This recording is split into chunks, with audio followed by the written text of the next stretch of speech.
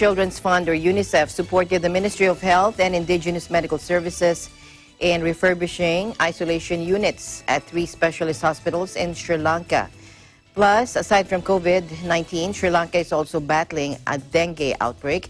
Vanessa Viloria Silva joins us live from Sri Lanka. Hello, Vanessa. Hi, good afternoon, Alma. Good afternoon, Vanessa. Yes, Alma. So here's the latest update here in Sri Lanka. The United Nations Children's Fund supported the Ministry of Health and Indigenous Medical Services, NOH, in refurbishing COVID-19 isolation units at 3 specialist hospitals in the country as part of its ongoing efforts in responding to the pandemic. The isolation units were set up at the Lady Ridgeway Hospital for Children, Castle Street Hospital for Women, and the base hospital Minu Wangoda. The hospitals were identified by the Ministry of Health as part of a rapid assessment for COVID-19 patient isolation and treatment purposes. UNICEF contributed with technical expertise and funding of nearly 5 million rupees from the government of Japan, while the construction expertise and labor for the refurbishment was provided by the Sri Lanka Navy.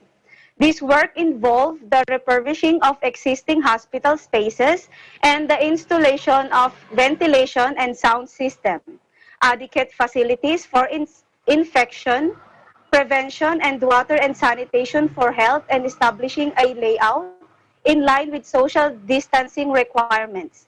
And another update, Alma, National Dengue Control Unit, NDCU, says 3-day dengue prevention campaign will be carried out today, June 11, in 6 districts that have been identified as high-risk area for dengue.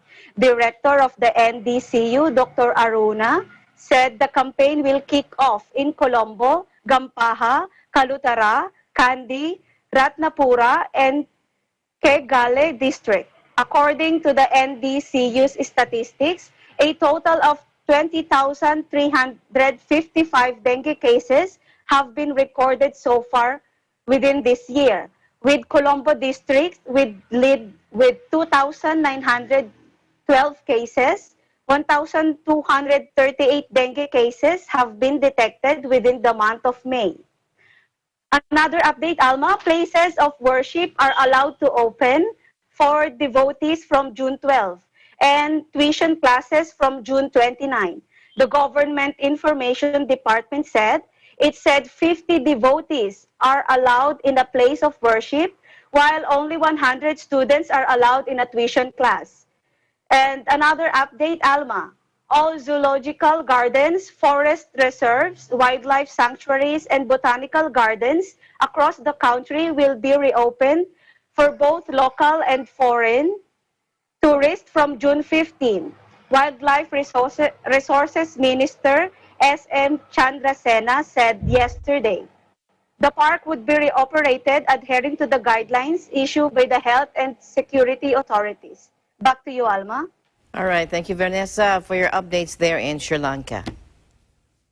Thank you so much, Alma. Reporting live from Sri Lanka. This is Vanessa Viloria Silva, and we live in interesting times.